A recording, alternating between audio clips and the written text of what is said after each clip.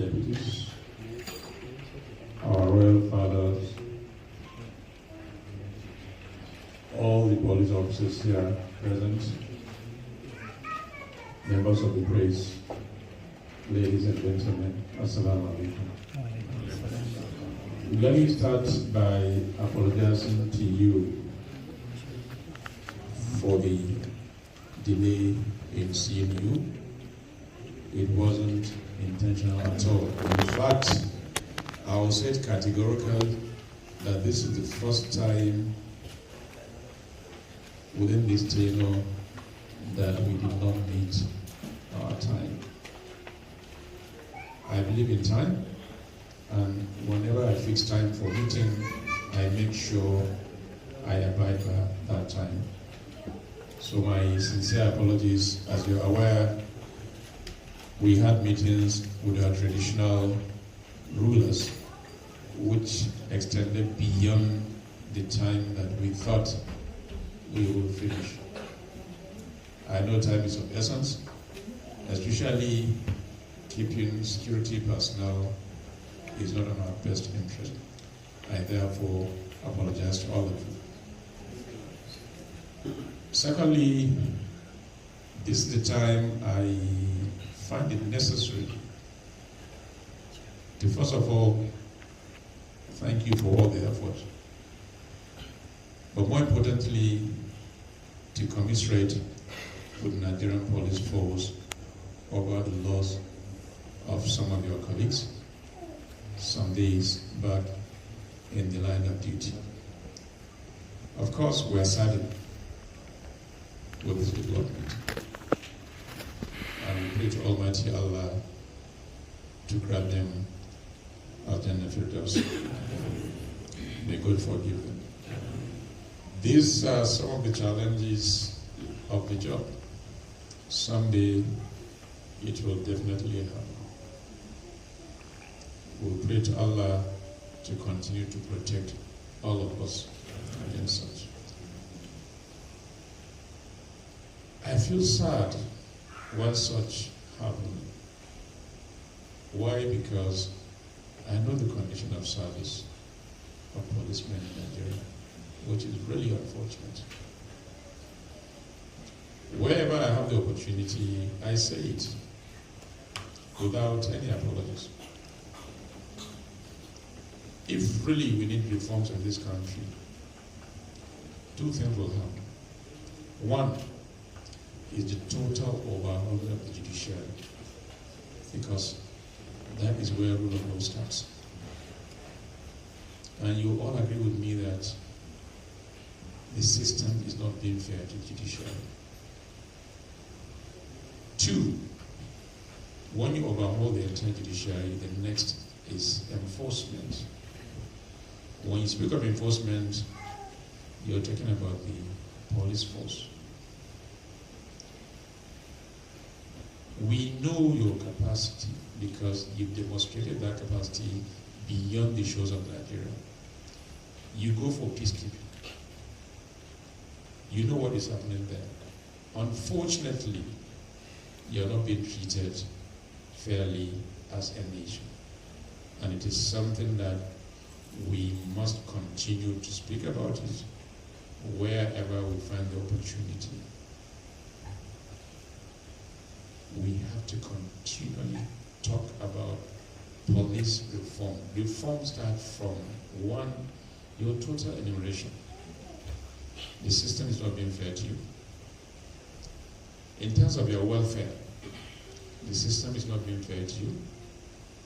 In terms of your training, the system is not being fair to you. And we know you have the capacity to protect lives and properties in this country.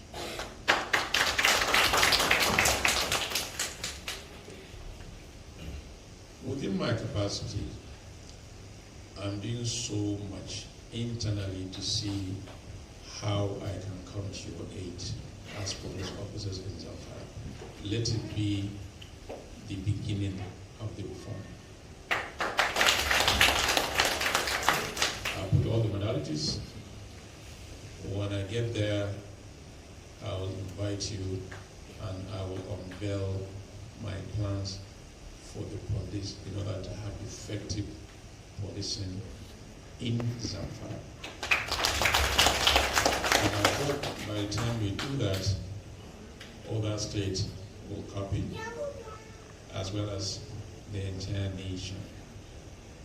That is the best and simplest way to make it effective and to combat crime and criminality in Nigeria.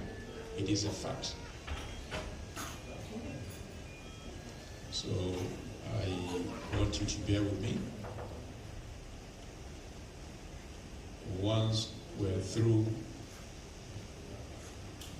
we will invite you and we'll let you know how we are going to collaborate with all the kind of assistance within my limited resources. Not to make you completely comfortable, but relatively comfortable. Let's start there first. And then we continue to build until we get it right. So I'm soliciting for your understanding and cooperation so that we can have a better Zamfara and invariably a better police force that we'll all be proud of. We had some meetings with the CP and other security chiefs, and I requested that there's a need for me to meet with you officially, not unofficially. Let's understand ourselves, as well as try to maybe get little information from you in terms of how we make you very, very effective in fighting crime in Zamfara State. You're all aware it is a state that is facing serious security challenges in the country.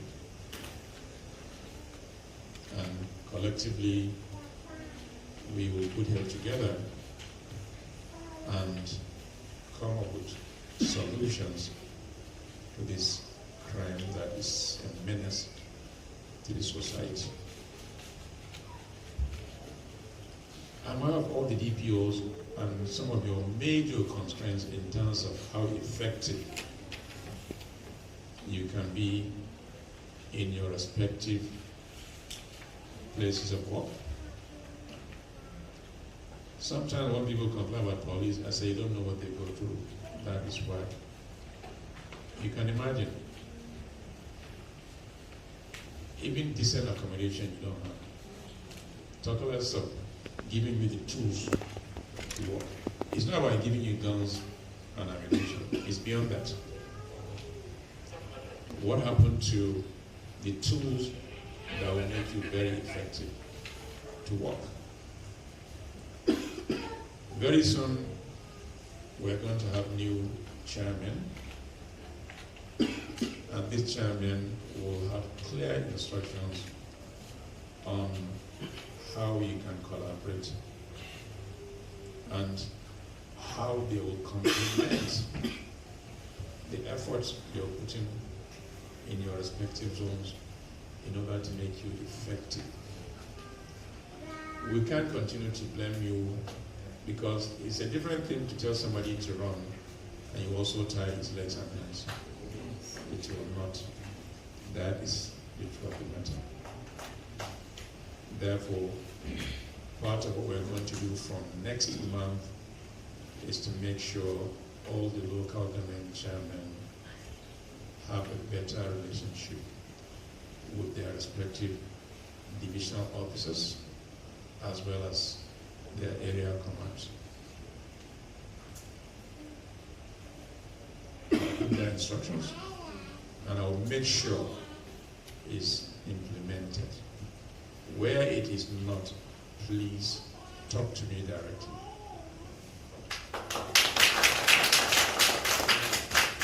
Wherever you have such challenges, please, I have an open door policy, and my telephone number is there.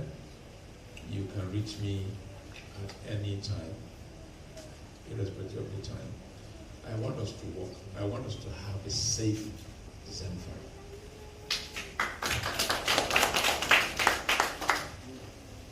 Very soon, we're going to unveil the Security Trust Fund, which will handle every aspect of your logistics. Let me also, I'm working on having some kind of insurance for all the police.